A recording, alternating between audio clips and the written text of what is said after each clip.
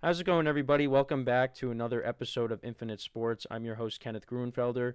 Today, we'll be talking a little bit of NFL, doing some State of the Unions.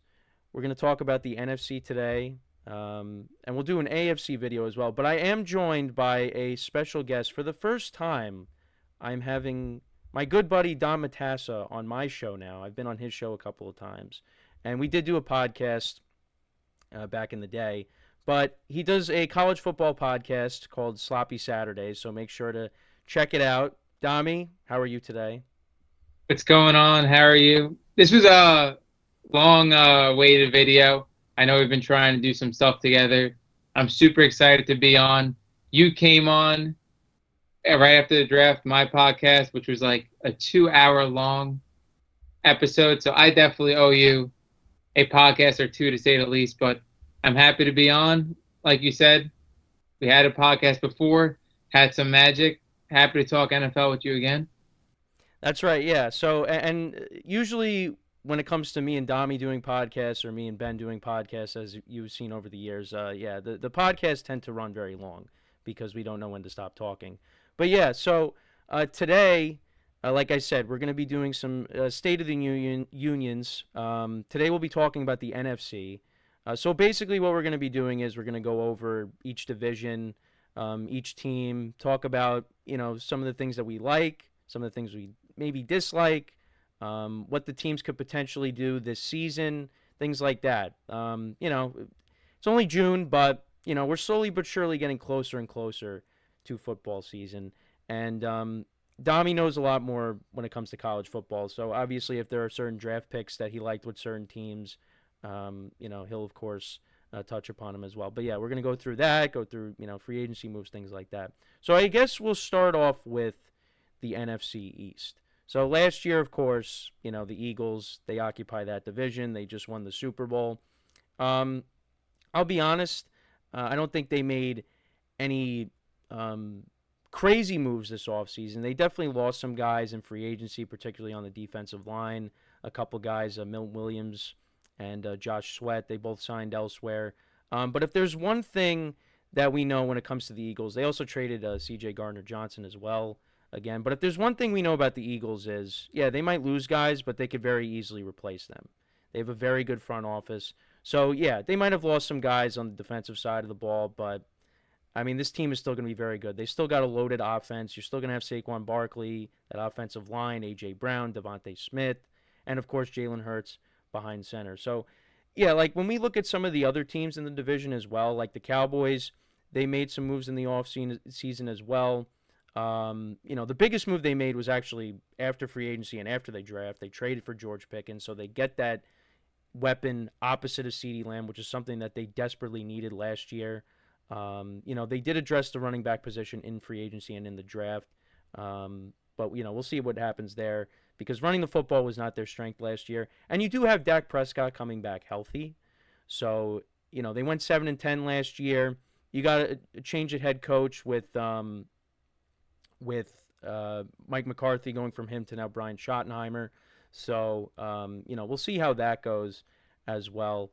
But I think they're definitely going to be better than a 7-10 team. And then you got the Commanders as well. I like what they did, addressing the offensive line. You added Laramie Tunsil. They also addressed it in the draft as well. And I know Dami's probably going to be a little bit different on this, but I did like the Debo Samuel move just because you added another wide receiver to that room, and yeah, he was coming off of his worst season, but I do think in that offense with Cliff Kingsbury at the helm, I think they could definitely work him into that offense, and I think he could be a little bit more productive than what we saw from last year. And the defense also needed some improvement. They did make some additions as well there between the draft and free agency, so I expect that to be better. And I like what they did at the trade deadline. They went out and they got Marshawn Lattimore, to improve the secondary. And then you got the Giants as well. I really like what they did. I think the quarterback play is going to be better. It has to be. It's got to be better, right? We would think. Um, Yeah. but we got to see how that all plays out now with Russell Wilson set to be the starter, and then they went out in the draft and they drafted arguably the best player in the draft in Abdul Carter, and adding him to that defensive line with Dexter Lawrence and Kayvon Thibodeau and Brian Burns. I'm really excited about that. They improved the secondary. They added a couple of defensive backs, Adenabo from the Saints and Javon Holland from the Dolphins. Um, I think the offense is going to be better. I think the defense should be good. The problem with the Giants is they play in such a loaded division. And on top of that, you have a very tough schedule. You got the toughest schedule in the league, that it might not amount to a lot of wins. Mhm. So when I look at the overall landscape of this division, I think you still got to give the Eagles, their props, and you got to give them, you got to say that they're the favorites. Of course, they're the clear-cut favorites. And then, I think Dallas is going to be better. I'm curious to see how Dallas and Washington will match up against each other when Dak Prescott is now playing both games, because he didn't play in either of them because he was hurt. So I'm curious to see how those matchups will go with both quarterbacks healthy. And I didn't even mention Jane Daniels, but he was unbelievable last year, his rookie season, getting all the way to the NFC Championship game. So you got those two teams fighting for second and third, and then right now, I mean, I still got to put the Giants in last, unfortunately, even though I think they got better. But they're probably, they might not win a lot of games this year. So that's kind of where I'm at with the NFC East. So I know I said a lot, but Dami, what are your thoughts on this division as a whole? Okay, so let's bounce around a little bit. First off, I'll go bouncing off you with the Giants. I absolutely love everything the Giants did this offseason. I couldn't have made that more clear within the draft. I think their draft picks were unbelievable.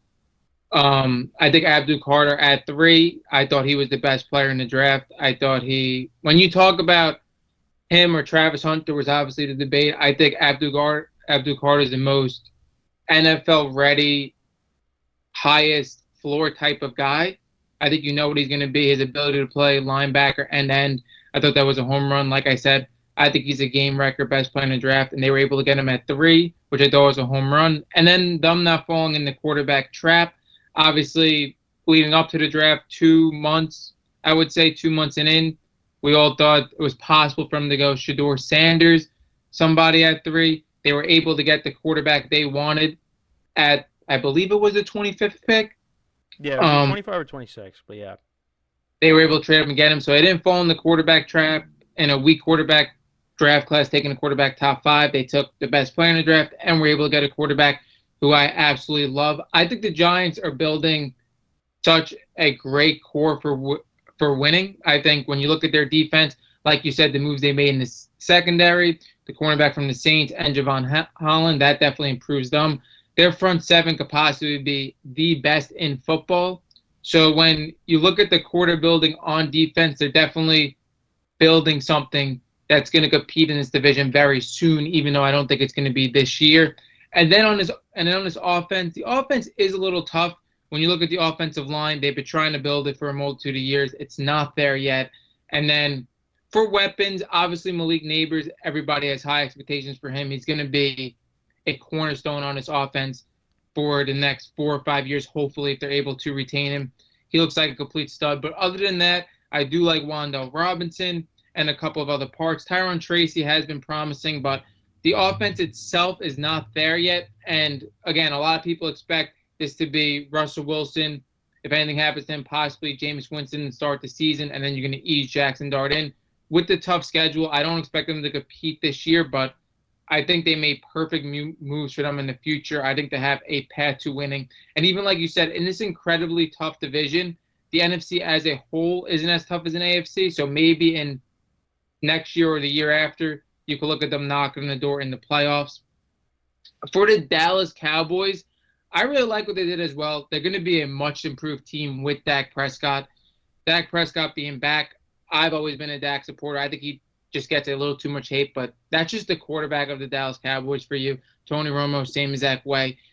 The only issue I have with this Dallas team, I like the defense. I like the O-line, even though it was aging a little bit. They bring in Tyler Booker. I wasn't a huge fan of Tyler Booker, but they bring in something to supplement it. I love the addition of George Pickens. I don't care what anybody says. I absolutely love that. I think George Pickens at his ceiling could possibly be a top 5 receiver in the NFL. Just what he's able to do athletically as a deep threat.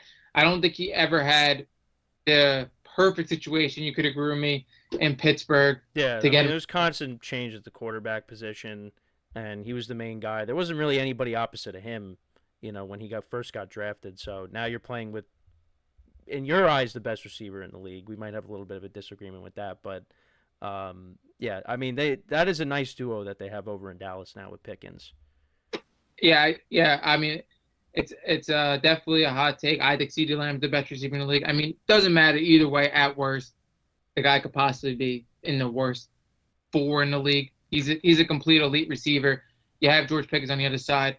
I think that's going to do wonders for Dak Prescott. The issue is when we look at Dak Prescott and his best season, it was when they had a sufficient run game, and this run game is going to be pretty tough.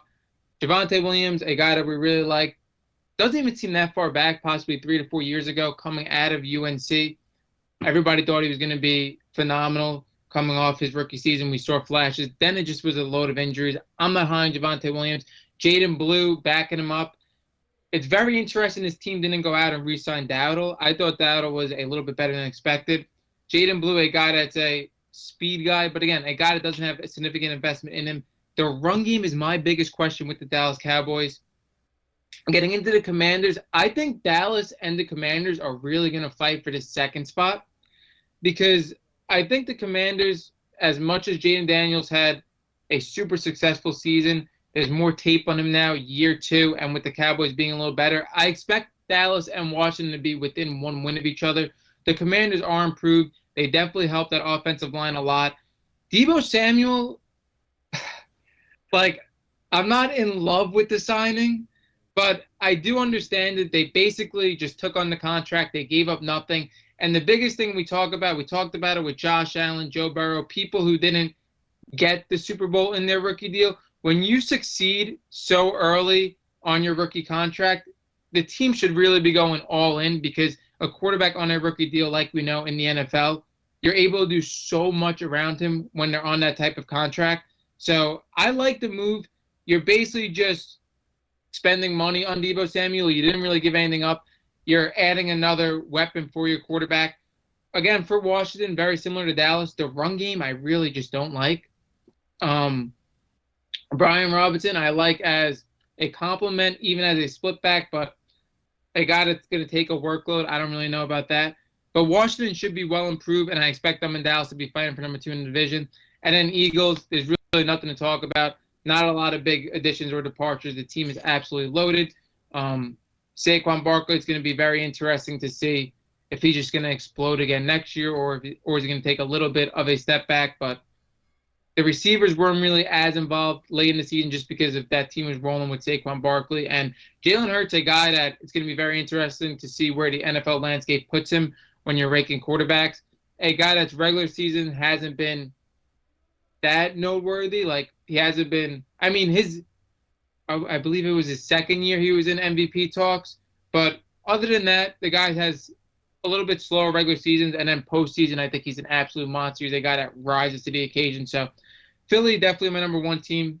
I don't know where you have Dallas and Washington, and then the Giants are last. Yeah, I mean, like I said, it is very tough. I mean, you got to give Washington the respect just because last year they made it to the championship game. I mean, none of us expected that. I mean, I didn't really have them winning a lot of games going into the season. I thought, they still were going to be maybe a year away. Because also you got, young rookie quarterback, you got a new system, all of that. And the defense the previous year was not good at all. So I just thought Washington was still kind of, in that rebuild phase, but they really accelerated the rebuild, and like I said, they got all the way to the championship game. So give them credit for that.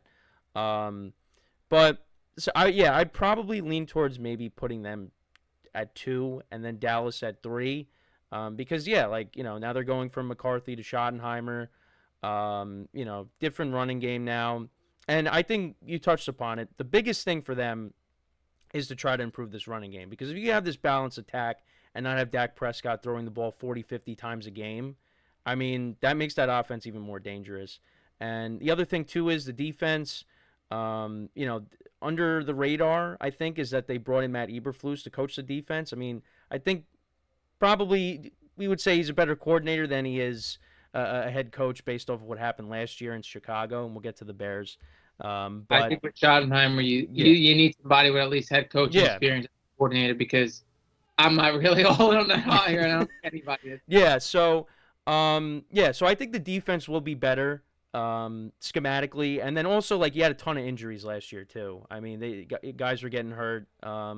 Pretty much everybody missed time, but now you're hoping that doesn't happen again. But then again, injuries are always bound to happen. So we'll see what happens. But yeah, I mean, I think the easiest thing for me, I think for us both right now, is you have the Eagles ranked ahead of everybody, and then the Giants probably, unfortunately, are ranked last, and then it's up for debate, I think, between Washington and Dallas. And if you remember, like last year, Dallas went into Washington, and without Dak Prescott, with the banged up team, they beat them. There was a crazy ending to that game, but Dallas won on the road with Cooper Rush, and then they almost won the last game of the year. But Washington, they had their starters play early on in the game, but then they were resting guys, getting ready for the following week for the playoffs. So we'll see. But it's definitely not the NFC least anymore. That's for sure. No, So yeah, I would definitely agree with you. Like, it's going to be close, but right now I'd put Washington at 2. It's like mhm. it's an improved team, even though I don't think Jane Daniels is going to be like as historic as last year. He's still going to be Yeah, a really good quarterback and an improved offense that should, I think, hedge it out. yeah. No, we could. I mean, look at what with C.J. Stroud. He had a sophomore slump, so I mean, it could happen with Jane Daniels. We'll Yeah. see. So I guess the next division we could do is I guess we'll go with the NFC North next. So that is occupied by the Lions, the Packers, the Vikings, and the Bears. So this division arguably is the best division in football. I think in previous years, some would say it was like the AFC North, which it still is I think one of the better divisions, just because you're going to have at least 3 teams fighting for playoff spots. But this division, I feel like you could see like potentially all 4 teams making the playoffs. That's just how good this division is. Because I think the Bears are going to be better. I think the Packers, they're going to be right there as well. You got the Lions and you got the Vikings as well. But yeah, for each team, for the Lions, I think there's a little bit of concern just because they did lose their coordinators, and I think we talked about this too the other night. I mean, I think the bigger thing, I think you said it, was that they lost their center. This Lions offensive line has been one of the best in the league for the last few years, and Jared Goff, the biggest thing for him is he needs to be protected because we've seen plenty of times, and even in big games as well. You go back to the Super Bowl that he played in with the Rams. If he's not protected, I mean, he's like a deer in headlights. And, this kind of came out of nowhere with Frank Ragnow. And you know what? I think the Lions can overcome it. They did overcome a lot of injuries last year, particularly on defense. And they were still able to win 15 games. Now, the season didn't end the way they wanted it to because Washington just completely dismantled them in the playoffs. And they also played very sloppy, too. I mean, Goff turned the ball over a bunch of times. But, yeah, I think the Lions could definitely overcome some of these things. But I do definitely see some regression with them. I don't think we're going to see them winning 15 games. And it was kind of crazy that we saw them. We saw 2 teams in that division win 14 plus games, and that it came down to the final game of the regular season between the Lions and the Vikings, and the winner ended up being the 1 seed, and the loser ended up being the 5. And that's why you have now this outcry of, oh, we gotta, change up how we, see the playoff teams, which I disagree with. I think that last year was unique circumstances. You had 2 teams in the same division win 14 plus games. You're not going to see that happen every year. So I think, and that you kind of water down winning your division if you change it up. Now, granted, there have been in years past where, you had the Buccaneers, Brady's last year, they finished 8-9 and they were hosting a playoff game. And also the Seahawks back in the day with the Beastquake, they had a losing record and they beat the Saints. So I get that, but you can't water down division winners. I disagree with that. But with the Lions, I mean, look, they got a 2-headed monster in the backfield with David Montgomery and Jahmyr Gibbs. You're going to get Aiden Hutchinson back on defense. After he suffered that horrific leg injury against Dallas earlier in the year. You hope he can get back to, somewhat to where he was prior to that injury. And the biggest thing for them is, particularly on defense, you got to stay healthy. Because it just got to a point where they just could not. They were running out of guys to throw out there on defense. But I think the offense is still going to be good enough. They're going to put up points this year.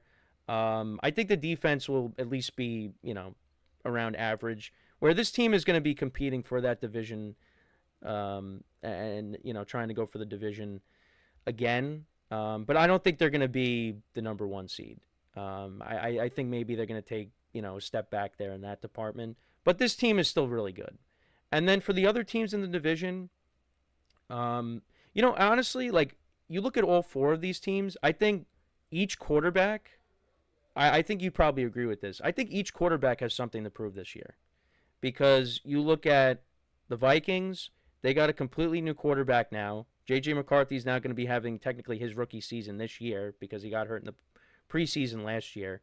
Then you have Jordan Love, who I think kind of regressed from the previous year. Because, towards the end of 2023, he was playing like one of the best quarterbacks in the NFL. They go on the road, they beat Dallas, they had a chance to beat the 49ers, and they fell short there. But I think part of that, though, and we've had this conversation too, I think it's also because he was hurt. I think if he doesn't get hurt, they still went 11-6, but I think Jordan Love was never really like 100%. So I think he has something to prove. And then I also think Caleb Williams in year two, I think with the new offensive system, you got one of the best play callers now on your side. You have this loaded offense. I think he showed you signs at times last year that, he's going to be the guy for the Bears, and I do believe that. I think the Bears they didn't have the right head coach in place, but this is a good roster. So I do think in some way all four quarterbacks have something to prove. I think they're all going to be in the mix for the playoffs. For the Packers, last year, along with Jordan Love not being as good as he was towards the end of 2023, I think they needed to add more to that receiving core, and they went out and they did draft a receiver in the first round for the first time in years, Matthew Golden, and we talk all the time about his entrance after being drafted. We talk about that. They're not gonna, we talk about it all the time. So he better be good. They did sign McCole Hardman because Christian Watson is going to miss time because he tore his ACL towards the end of last year. McCole Hardman is not a super impactful move, but they need to do something. I think after 4 or 5 years of McCole Hardman, I think I'm done with McCole Hardman. Yeah. Another thing with Dami, he was a big McCole Hardman guy. He got plenty of chances. He left the Chiefs, went to the Jets, came back to the Chiefs. It just, it hasn't worked out. I'll be excited when Jordan Love throws the 150-yard deep ball to him in the season. That'll be it. But. Yeah. But yeah, so they added McCole Hardman. I don't know. They really had. I wasn't really in love with their offseason. With the draft, but with free agency. They did sign a corner. They signed a guard, Aaron Banks from the 49ers. Improving the offensive line is always something you want to do. Make sure you keep your quarterback upright. And Jordan Love got hurt in the first game of the year last year, and we thought it was going to be. The way it looked at first, we thought it was season ending, but thankfully that wasn't the case. And then they recently let go of Jair Alexander, which I'm not really surprised by. I was hoping they would work something out with him because, top corner, but it is what it is there. I don't know. For me, I feel like the Packers kind of stayed the same in a way. But, again, they won 11 games last year. So, and since Matt LaFleur has taken over, they have been, a team that consistently gets to the playoffs. So, I expect them to, be in the mix again. But, that's kind of where I'm at with the Packers. The Vikings, I love their roster. The defense was very good last year. And I think they addressed their flaws both in free agency and in the draft because towards the end of the year, you saw that offensive line break down. And they addressed the interior of the offensive line. And they're going to need to do that because now you got J.J. McCarthy stepping in, and you don't want to have this guy running for his life in his first full year starting. So, and you got the best receiver in the NFL, arguably in Justin Jefferson. You got a solid number two. T.J. Hawkinson's going to be back for the whole year. They re-signed Aaron Jones, who was, he was okay, but he's bound to miss time at the running back position. But he was solid for them. So I love the Vikings team. I don't know if they're going to win 14 games, but this is a very solid roster, and I'm curious to see what J.J. McCarthy is going to do this year in that system. But you know what? For the most part, I mean, last year we didn't know what to expect from Sam Darnold. He played really well. So, let's see what they get out of J.J. McCarthy.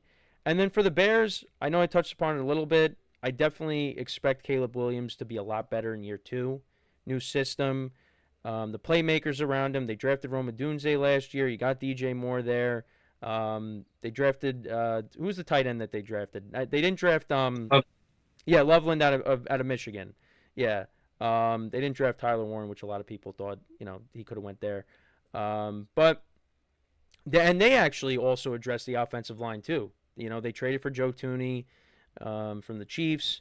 So, they're doing the best they can to surround Caleb Williams with good protection and weapons. I think he was one of, if not, well, he definitely was one of, but I think he was probably like the most sacked quarterback in the NFL. He took a lot of hits last year. So you want to make sure that doesn't repeat itself. And they got a pretty good defense, So I think the Bears are going to be an improved team. This is going to be a really tough division. I honestly, this division is kind of hard to rank, because I probably like the Vikings roster the best out of all the other teams. But I think because there's, again, an unknown at the quarterback position, I don't know if I want to rank them first because I'd like to see what J.J. McCarthy brings to the table. But yeah, I think for me right now, I would probably have the Vikings and the Lions at the top, and then you got the Bears and the Packers, fighting for 3 and 4. That's kind of where I'm at. But again, this division is very tough, and it would not surprise me. It's not going to happen. But if you saw like all 4 teams make the playoffs, you have one team win the division, and you got the other 3 teams occupying the wild card spots. I could definitely see that happening. But I again talked for a while. Dami, what are your thoughts on the NFC North? So I'm going to start off in a weird spot. I'm going to start off with the Packers. The Packers are a team, and like even with Jordan Love, you said just every quarterback in the division does have something to prove, which I agree with. But for the Packers and Jordan Love, they're in like a weird spot. I'm going to bounce off what you said. They don't really improve to me much from year to year. Last year they added Josh Jacobs. That was obviously a huge addition that helped them out. Again, their record, though, is in like the same type of spot. And for Jordan Love, it's just going to be interesting to see where his career goes. I don't know if this guy is going to be a guy that's just going to be in the top 10 consistently, or is he ever going to make it to that elite top 5 level? I talked about it with you the other night. I think Jordan Love, from physically a talent aspect, when you look at Josh Allen, when you look at Herbert, Mahomes, Burrow, like this guy has the gifts physically to stay there with them. It's just consistent game to game. And we were talking about with my brother, there's some times where Jordan Love has these Jordan Love type of games where like the other team just loses.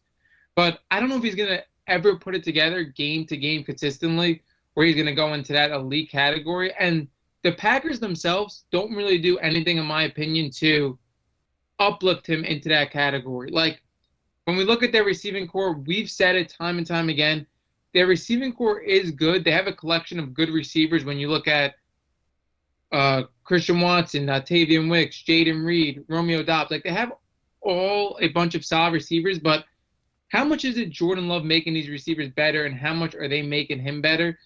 Like, the receivers are good, but it's going to be a point in time where somebody has to step up and be that number one guy in this offense. And we talked about the Matthew Golden draft pick. The only way that draft pick does become successful, it's been 20-plus years since the Packers drafted a receiver in the first round, I think it was. But for that draft pick to become successful, we need Matthew Golden to be a number one option in this offense, because that's whose offense is lacking. A bunch of good young receivers, but nobody could take the threshold of being the number one receiver in this offense. And the way Jordan Love is going, the way the Packers are going, I don't know if necessarily Jordan Love has much to prove. Like we talked about his first 2 years starting, this was a guy that led his team to the playoffs his first 2 years. Again, when a player does this, we just keep expecting more and more of him. But again, Jordan Love, a great physical talent. He's done a lot for his first 2 years. So I kind of expect the Packers, like you said, to be somewhere where they were last year. Probably going to be the third team in this division. They should be a good team, a playoff contender, but it just seems like every time Green Bay plays somebody and they lose, the team is just a little bit better than them. They're like right there with, like, they're just like a step below when it comes to Minnesota, Detroit, Philly. Like, I think this Packers team is really good and the talent's really evenly spread out. It's just, I don't know, like something's missing. Maybe it's something on the offense, like where they just, every time they get into a deep playoff matchup, they're just a little bit worse than the team, and I just don't trust them. Again, Jordan Love, a guy, like we said, I don't want to keep going on it, but a guy that I wouldn't be surprised if he takes an MVP leap one of the next 3 years. Like I said, he has as much talent as these elite quarterbacks. Just, is he ever going to get into the conversation from top 10 to elite? Next, I'll go with the Chicago Bears. Chicago Bears were a team I even felt last year. I want to get your take on this. I feel like last year people had this team as a sleeper, and they were just a Oh year yeah, 100%. because, like, people thought when they brought in Keenan Allen, when they brought in DeAndre Swift, when they brought in veterans with DJ Moore and Caleb Williams, obviously being a standout college quarterback, And the defense was pretty good. yeah, like people thought this team was going to be a sleeper.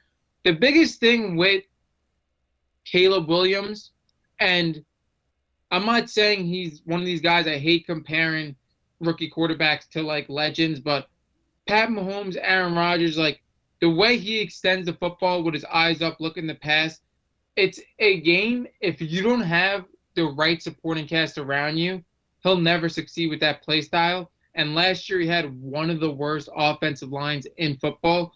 And with his play style, it's the absolute worst pairing. Like, one of the reasons I think Jaden Daniels was able to succeed is because his running ability was able to relieve a lot of pressure off the offensive line. A guy like Caleb Williams that's sitting back, looking to the last second to make a play out of everything, it's tough with a bad offensive line. And as much as he got sacked, and you're definitely going to give more to blame to the offensive line, he does have a part in it. I mean, this was a guy that was with Brock Purdy that took the least amount of short throws in the NFL. So, again, he was holding on to the football a while. And I think Caleb Williams is just going to have to find that median in between holding on to the ball, making the right play, and then taking what the defense gives you. But with a much improved offensive line, I think Caleb Williams is going to succeed in year 2. And it really just depends if you're a Bears fan, if you're a Caleb Williams fan. What is your definition of success for the Chicago Bears? For me personally, as a Caleb Williams fan, I don't think it necessarily means making the playoffs in this tough division.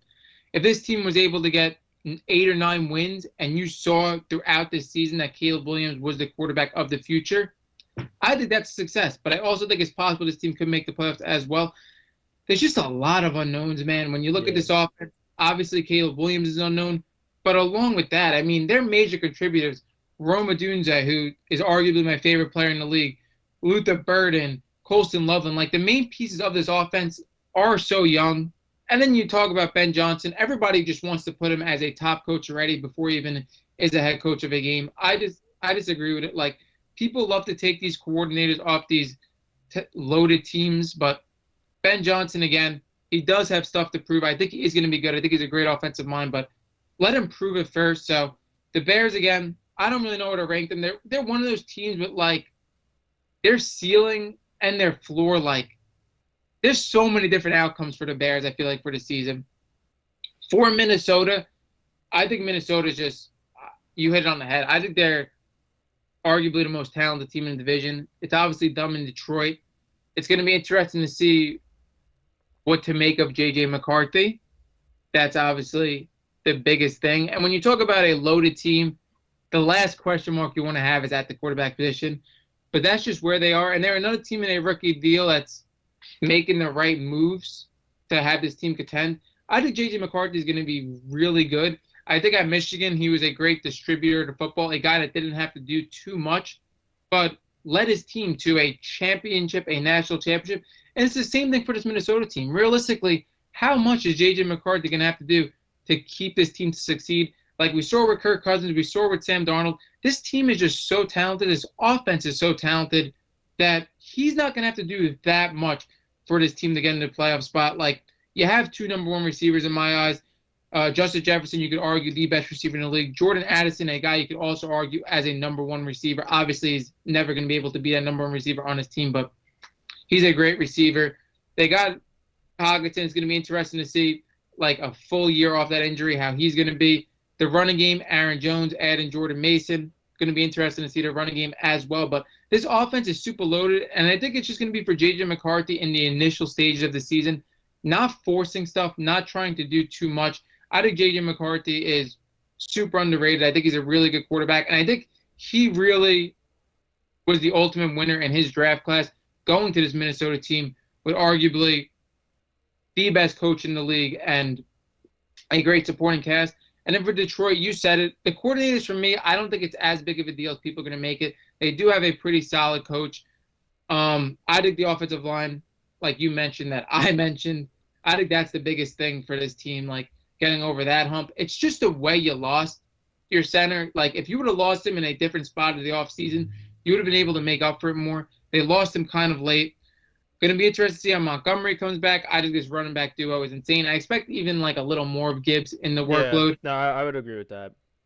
And then I expect the huge step up for Jameson Williams as well. I think Jameson Williams is the biggest X factor. When you look at big playability, he's arguably the best big play guy in the NFL, along with Amon-Ra St. Brown, Sam LaPorta. The team's absolutely loaded. Again, I agree with you. It's going to be between Detroit and Minnesota. You're going to obviously go off of how much do the coordinators mean in the loss to Detroit, and what is J.J. McCarthy going to be for Minnesota. So it's definitely going to depend on a few different type of things. I really like J.J. McCarthy. I expect him to have a really good season. I would not be surprised if Minnesota wins this division. I guess you would have to go with Detroit, though, from what you know. I think Green Bay's, I think, is going to be definitely a shoo-in for the playoffs as well. But I don't think they're going to compete for the one spot, and I really couldn't even see them being the two spot. And then it's going to be interesting to see Caleb Williams. I think you could see the Bears actually explode this year, or you could see some of the same stuff as last year, just a huge drastic outcomes for Chicago, probably more than any team in the NFL. Yeah, and like with the Vikings, I think what gives me confidence in J.J. McCarthy is just what Kevin O'Connell's been able to do with quarterbacks in that system. Because again, we didn't really know what to expect from Sam Darnold. And I was there in person for game 1 against the Giants, and he carved the Giants up, and he had a very good year. He kind of slowed down a little bit in the middle of the year, and then, of course, the end of the season, he fell flat. But I really like what I saw out of him last year. And speaking of Sam Darnold, we actually will go to the division that he is now in, and that is, we'll talk about the NFC West, I guess. And with this division, I think it's definitely changed a little bit because in years past, the prior couple of years, I think we all would probably say, we're like, oh, yeah, the 49ers, this is their division.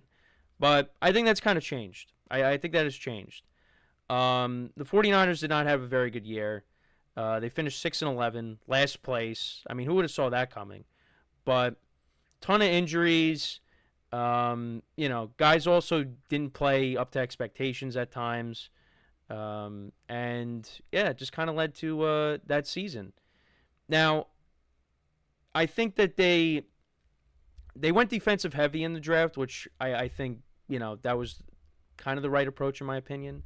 But you do have an older roster now. That window definitely is closer to being closed than it is to being open. And for some people, they might say that the window is completely shut. But you still have some very good players on this team. They went out and they did trade. Well, they traded Deebo Samuel, but what I was going to say is they went and they signed their quarterback, Brock Purdy. I think they signed it more so to a team-friendly deal, rather than. I mean, I don't. Well, I don't know. It's not the way they were making the quarterback money nowadays. Well, but the way they were, it was like he was going to be paid like north of $60 million. Now it's still like kind of close to that, but like compared to what they were saying he might get paid. Listen. I think some of the highest paid quarterbacks that we have now. I mean, I think some of them shouldn't be paid. I had a video of that already, and he kind of called me out for someone I referenced in that. But he's on the AFC episode of this, so we'll get into that at a later time. But yeah, so Brock Purdy, not being paid the highest amount AAV wise of the quarterbacks in the league, I guess was fine for them. But yeah, you still got some good players on this team. We got to see what happens with Brandon Ayuk. How is he going to come back from the ACL injury? Christian McCaffrey, what is he going to look like? George Kittle's getting older. You got Fred Warner, who's playing injured last year, basically the whole year. Nick Bosa was banged up. They still have very good players on this team, and I know some people like to criticize Kyle Shanahan, which I think we all do because he's had some bad moments, particularly in the big game, but he's still one of the better coaches in the league. I think this team definitely can be better than 6-11, particularly because while they finished in last place, they kind of have the last place schedule, so they should definitely do better. But I don't think they're the favorites going into this year with this division, and I think you would agree with that. This division is definitely better. I think, when you look at the Cardinals, I think the Cardinals got a little bit better. I would still say the 49ers are better. I think the Cardinals are another team that they went heavy on the defensive side. They brought over Josh Sweat from the Eagles to improve that pass rush. I'm curious to see what Marvin Harrison Jr. does in year 2, because I think his rookie season was a little underwhelming. I think you could see a better version of him this year. Also, another player that I know you like, and I like him too, Trey McBride. One of the more underrated players in the NFL, honestly. I mean, we talk about the tight end position. I mean, he's right up there with one of the best tight ends in the league, honestly. And he doesn't really get talked about. Because he just can't find the end zone. Well, yeah, I know. He scored his first touchdown, like what, the 15th game of the year? Yeah, and he only had like 3 on the season, but yeah. So he's pretty good, and I thought Kyler was like okay last year, but honestly, I don't think like you're gonna win anything with him. Like, I think we're at this point. We've seen the sample size; it's a large sample size. That at this point, and we've seen it plenty of times with the Cardinals.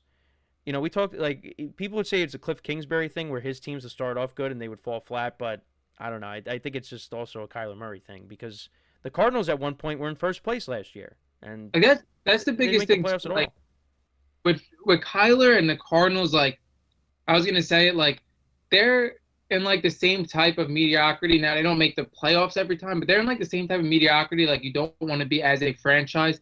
Very similar to like the Steelers. It's like you have this quarterback in Kyler Murray that's ultra talented, but with his size, it's like, are you ever gonna see the promised land with Kyler Murray? Where is he actually ever gonna lead you? And he's like, and it's a tough spot to be in because we all know from our franchises, super hard to find the quarterback. This quarterback is better than most, but at the same time, where is this ever gonna lead you? You're gonna be in the midst between like 7 and 10 wins and a not Super Bowl contender. I think they finished 8-9 last year. Like that. Yeah, that's where they're at. Like they're kind of like the opposite of the Steelers. Like they're, instead of being on that side of mediocrity where you're constantly making the playoffs, you're missing the playoffs.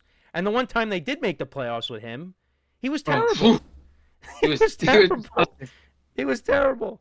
Yeah, and he tries to forget about that. But yeah, so I do think they've improved. But like again, where are they gonna go? Probably, they hover around 500 and miss the playoffs. That's kind of how I see it. And then I think one of the more interesting teams this year is the Seahawks. And I feel like for them, and I think we agreed on this, they kind of like moved sideways. Like, I still think they're going to be a good team, but like, I don't think they got substantially better. Like, you traded away Geno Smith. You signed Sam Darnold. Now, Sam Darnold, I think, is better than Geno Smith, but the Seahawks also won. What did they win? 10 games last season. Like, how much are you going to win with Sam Darnold this year? Are you going to win more than that? I know he won 14 games with the Vikings, but that's also because the Vikings have a better roster. And then on top of that, you traded DK Metcalf and you signed an older player in Cooper Kupp. Now, I don't think Cooper Kupp is completely washed where he's going to bring nothing to the table, but I mean, he's not the Triple Crown winner that we saw winning the Super Bowl with the Rams, you know? And DK Metcalf is not 30 yet. So, and I like their running game. I like their running game with Kenneth Walker and Charbonnet. The offensive line was not good. That was the weakness of the team last year was their offensive line. But the defense is pretty good. And, granted, first year without Pete Carroll, rookie head coach Mike McDonald did a good job. And they were right there. They were right there. They just missed out on the playoffs. They barely missed the playoffs. So I think this is a team that they'll be very competitive. I think they'll be in the mix. They'll be in that 8 to 9 win range, maybe 10. Yeah, I just feel like they kind of moved sideways. I want to see what Darnold does now.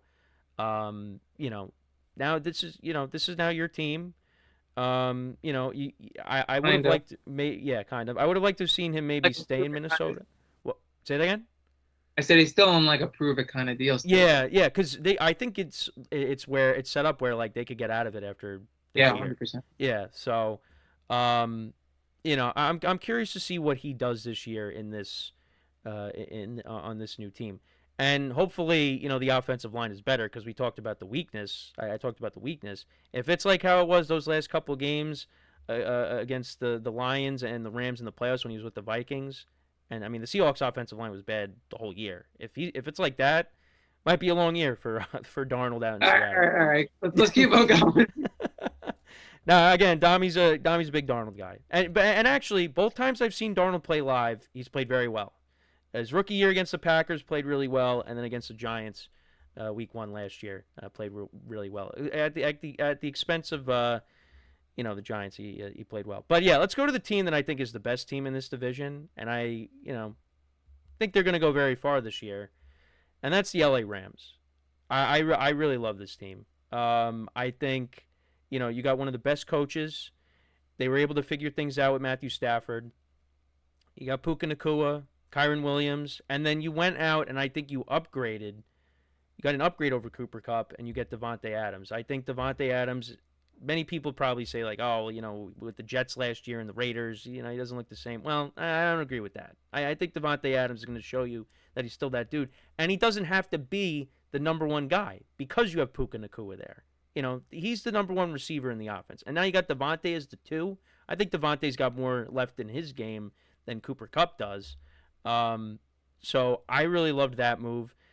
The offensive line was banged up a lot last year, and you also had both top receivers going down. Puka and Cooper Kupp both went down very early on in the year, and somehow the Rams were able to turn it around and make the playoffs, and they were very close to knocking off the Eagles. I think if it doesn't start snowing, I think the Rams win that game, and despite it snowing, they still came very close. It's just Stafford gets sacked on 3rd and 2, and then you got a 4th and long in Eagles territory. You don't convert, and you end up losing a close game there.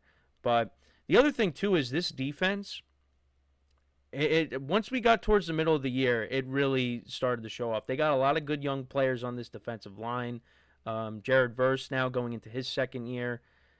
I think this team is the favorites in the division, and if you could get Stafford to play like how he did, towards the end of the year and into the playoffs, if you could get one more really good year out of Stafford, I think this team could really go far and make some noise in the NFC. And I kind of have them, like I said, going particularly far this season, and could be playing in the big game.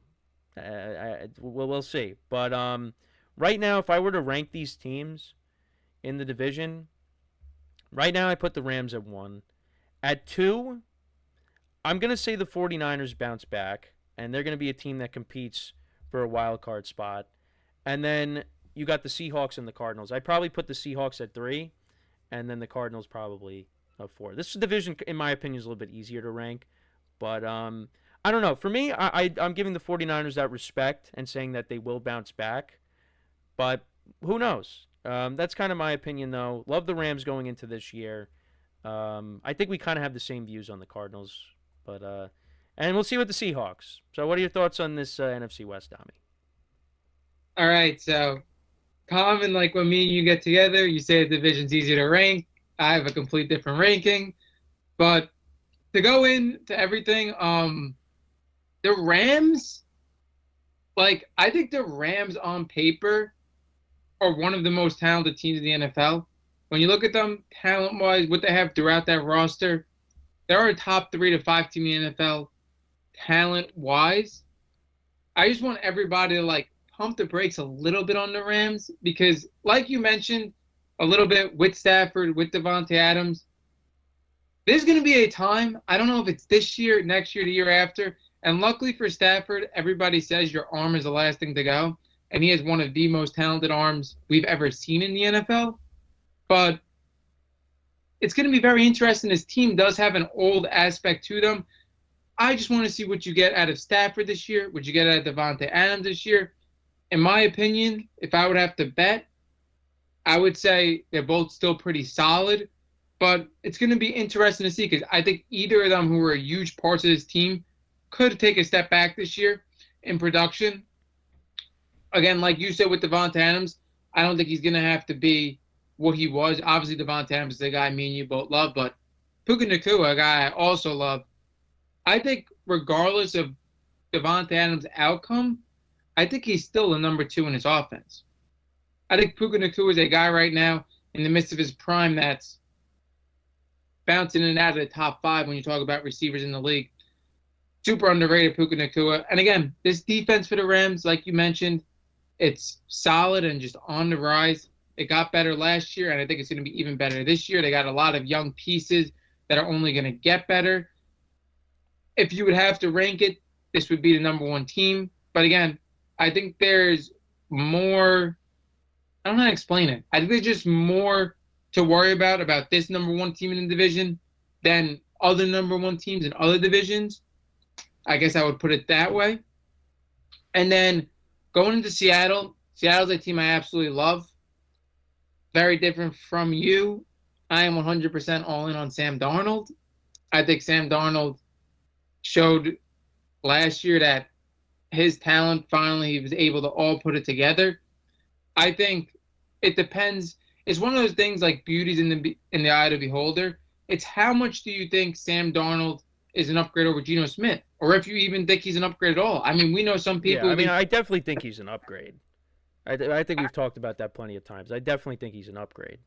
I think he is too. In my opinion, it isn't even close which one I would rather have. Other people would rather have Geno Smith. Again, it's all in how you look at it. I think Sam Darnold, what he could do with his arm, just him talent-wise, I think he's just a step above Geno Smith.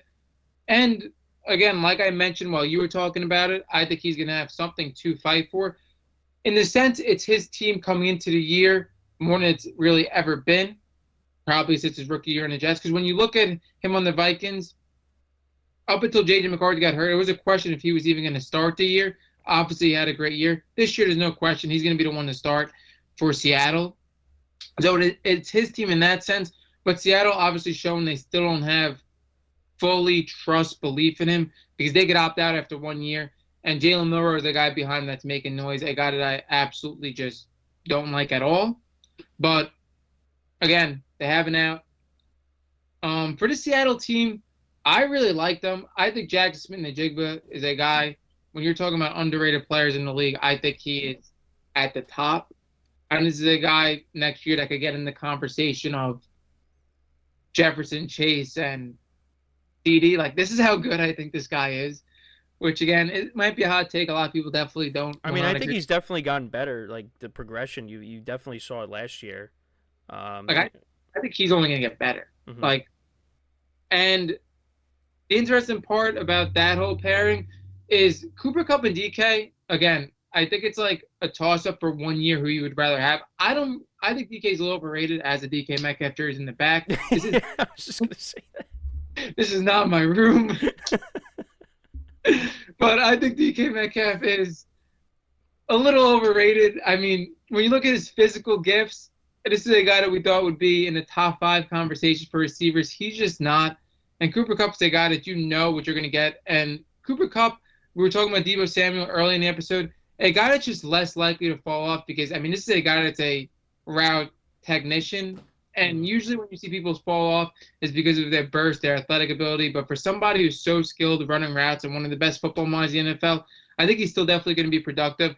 The question is, like, you would probably rather have DK Metcalf in this offense just because Cooper Kupp, Jackson Smith-Njigba, both guys that primarily play out of the slot. So that's going to be tough to see how they work that out. Kenneth Walker, Charbonnet, a running back duo I absolutely love. When you talk about running back duos at the top of the league for sure, it seems like they don't use Charbonnet enough when Yeah. Kenneth Walker I know is the that only guy. time they really use him is when Kenneth Walker gets hurt, which has happened a few times since he's entered the league. But yeah, And they don't mix him in that much when they're both I healthy. was gonna I was gonna say I don't know if you heard Kenneth Walker is actually like a prime trade target right now. I might have seen something about that on social media. That is interesting. But But we'll see how that works out. But Seattle is a team like you said, San Francisco. I think Seattle is the second best team in this division. I think that's where they're gonna finish.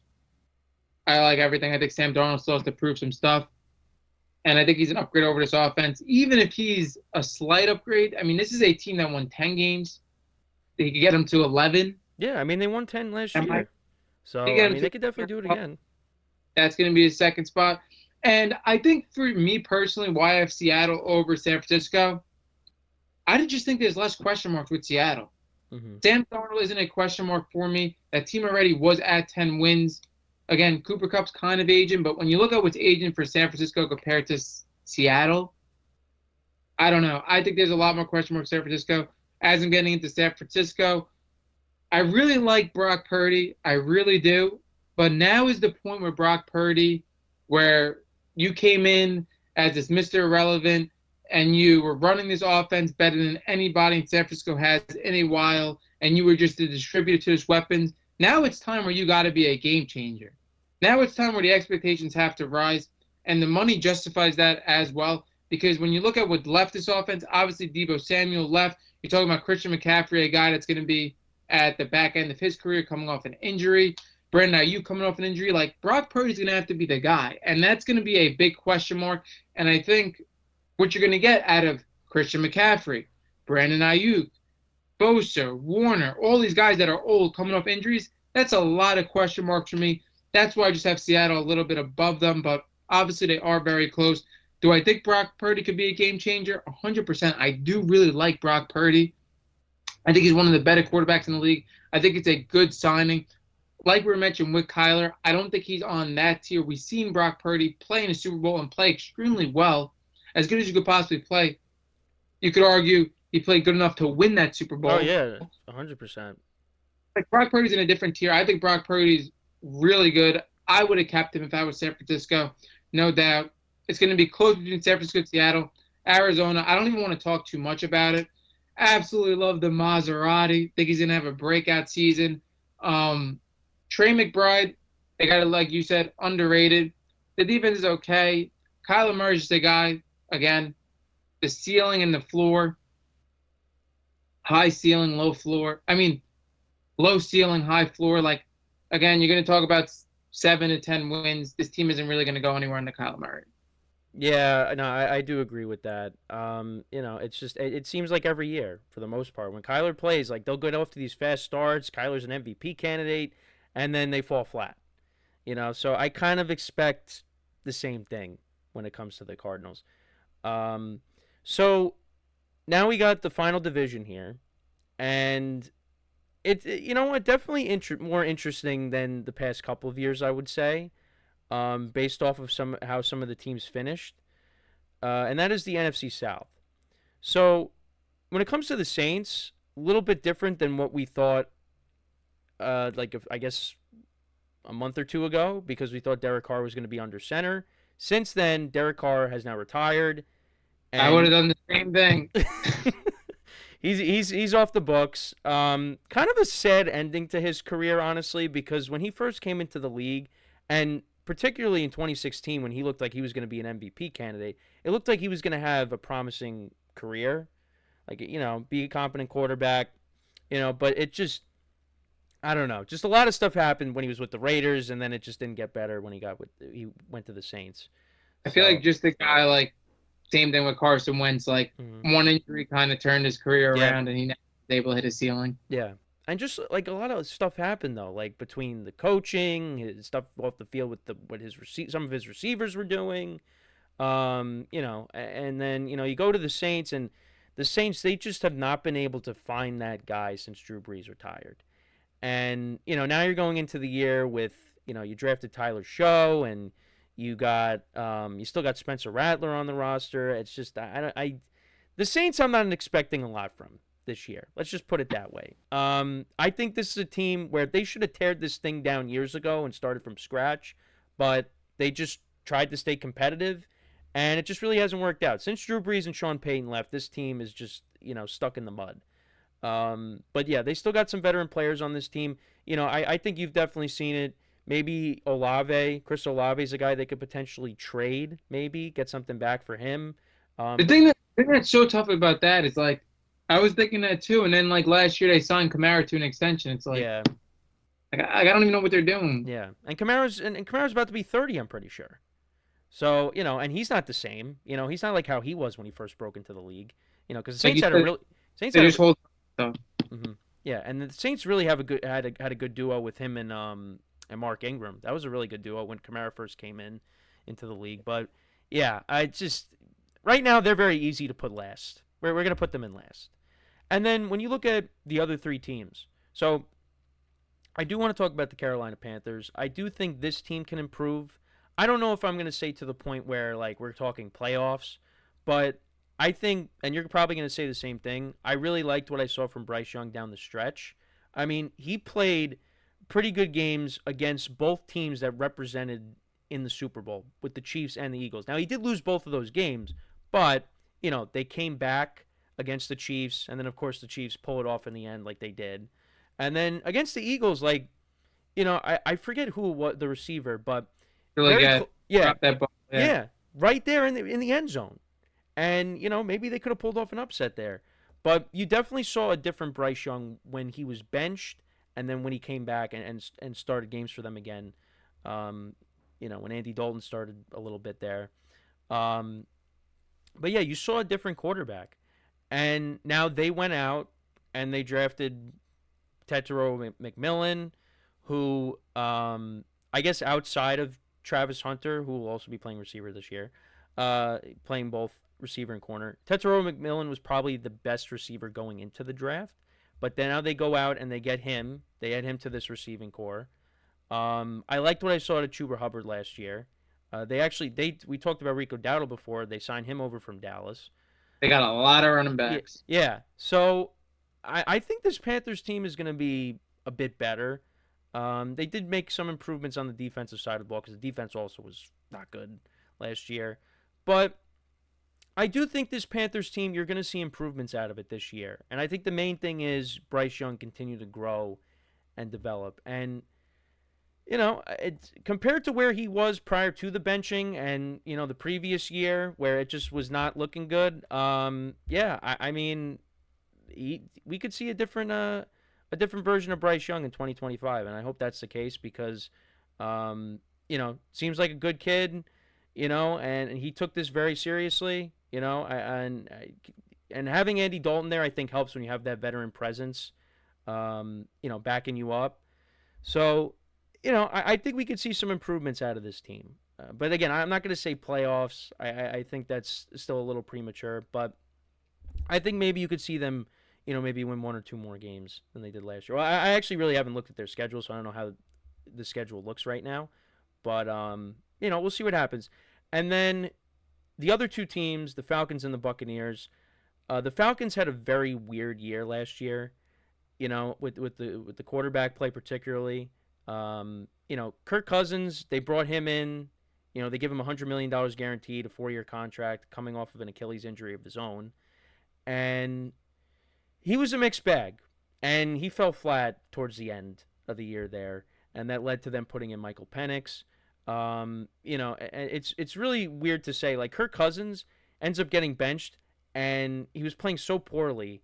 And then you say he also threw for 500 yards in a game as well. But when this first happened, Falcons get Kirk Cousins. I was fine with the move because the Falcons, they've kind of been searching for that next quarterback. Since Matt Ryan got older and ended up going to Indianapolis. They had Desmond Ritter who didn't really work out. Marcus Mariota started some games for them. So I thought with Kirk Cousins, wasn't in love with the contract because of the injury. But you thought Kirk Cousins was going to put together a good season, and he was doing that. It's just, I mean, he also talked about getting hurt in that Saints game. I think it was his shoulder or whatever. But that combined with also just coming back from a significant injury, because I mean, particularly that Chargers game, that was like the worst game he played. I think he threw 4 picks in that game, and some of them just, I mean, one of them he's just throwing it up for grabs in the end zone, like you're playing a game of jackpot. Um, but I mean, and also the defense too wasn't great. They couldn't really rush the passer. I think they did address that this offseason. I like the playmakers on this team. Bijan Robinson, very good running back. Drake London had his best year despite, how Kirk Cousins played. I did like what I saw out of Darnell Mooney at times last year. I feel like you still that's another team that needed another weapon. Kyle Pitts, talk about him every year, does the same thing. We're still waiting on the breakout. And he's a trade. Maybe this year. Maybe Yeah, this year. maybe this year. Maybe this year.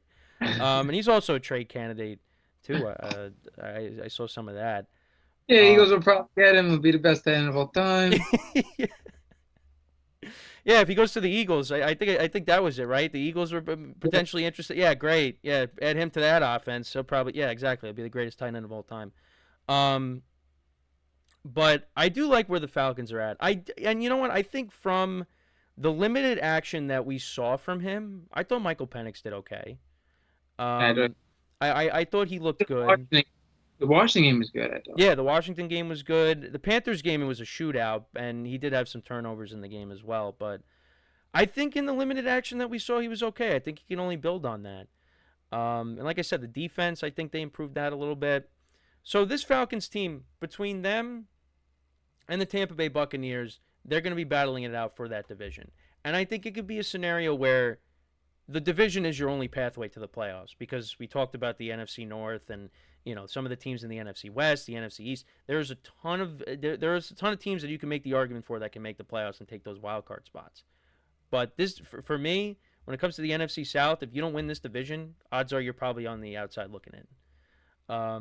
But yeah, I do like where the Falcons are at, and then obviously with the Buccaneers, for those that know me and Dami, of course, big Baker Mayfield guy.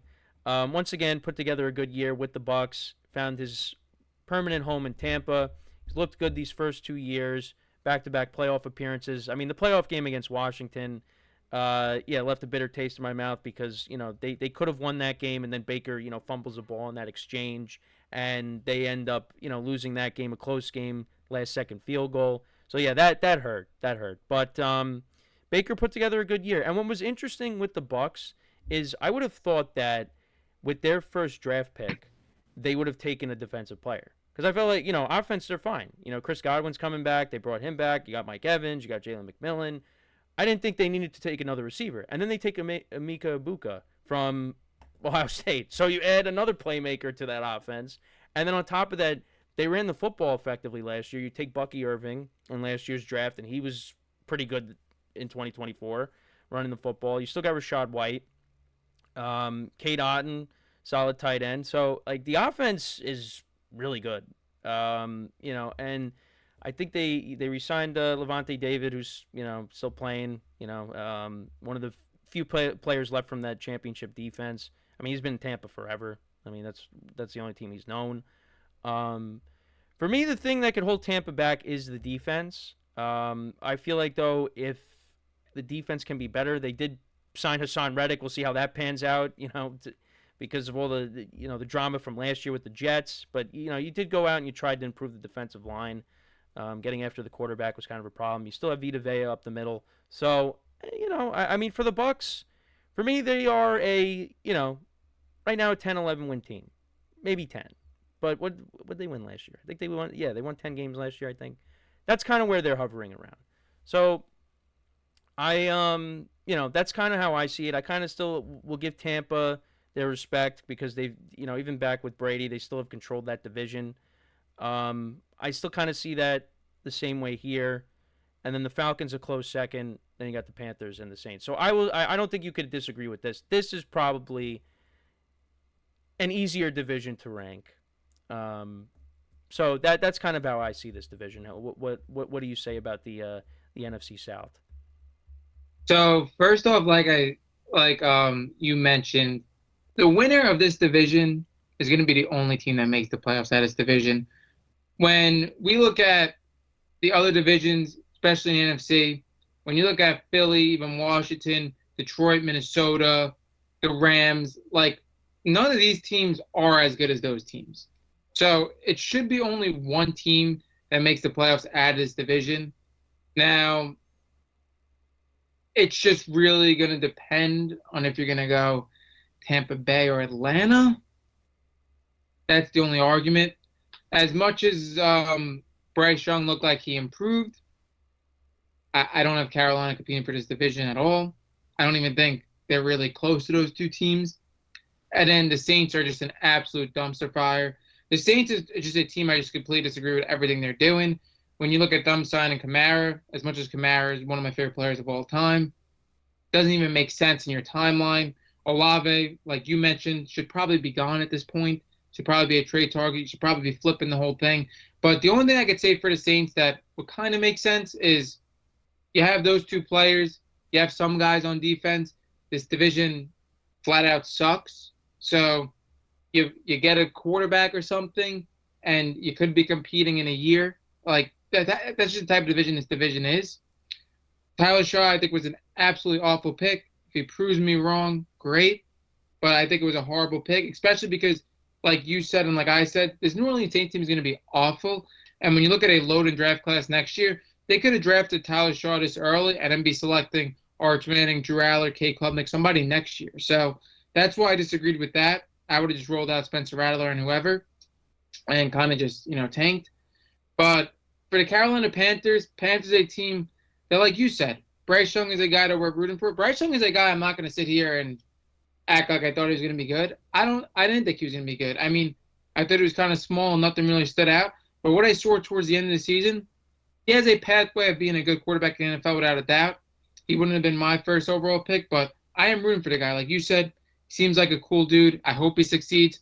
I love Ted McMillan. A lot of people are kind of in separate directions on Ted McMillan. I really like him. Again, he reminds me a lot of somebody else in the division named Mike Evans. Just a big physical receiver, a guy that's a true X in the NFL. And I think it's perfect for Bryce Young. Like, you want to see your quarterback improve, see if he's the guy, your franchise quarterback.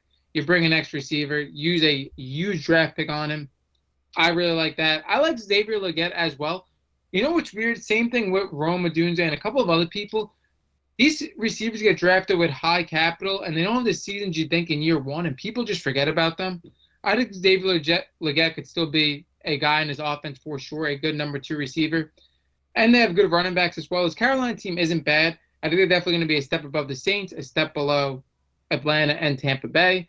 And now you're just going with Atlanta and Tampa Bay, who you think is the number 1 team. Unlike you, who's very high in Tampa Bay, I think it's a coin flip, honestly. Like, I really do. I still think it's a coin flip, but I still would, I'm going to side with Tampa just because they've kind of, been the owners of this division for the last several years now. Between Brady, of course, and now Baker the last couple of years. That's why I would say that. And now you got Michael Penix going into his first full year. So, but I definitely think it is close. And I had the Falcons winning the division last year at 10-7. Very, very similar to Minnesota. Biggest question mark is the young quarterback. But for me, like, even though the Falcons have a question at quarterback, you look at Tampa Bay. I don't know. To me, Tampa Bay has a lot of questions. Is Godwin going to be the same player? I don't think so. I thought that injury was awful.